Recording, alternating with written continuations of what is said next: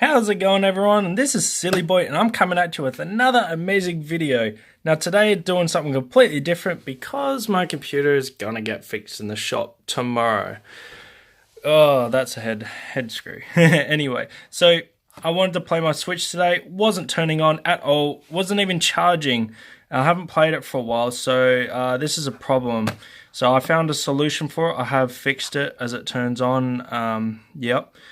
But if you don't get it charging at all, or you don't even see the charging icon, I found a solution online. I tried it and it worked, but just hold the power button down for about 15 to 20 seconds, and if you still don't see anything, just spam the power button up here.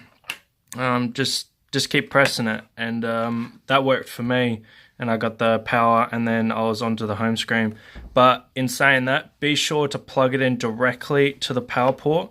Don't have it in the docking station. Also, take off these controllers so they are not draining any power, because when they're connected, this charges that.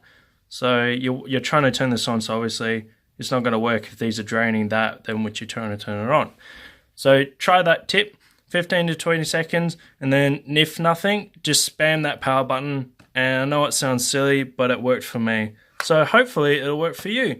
But yeah, thanks for watching. Until next time, Silly Boy out.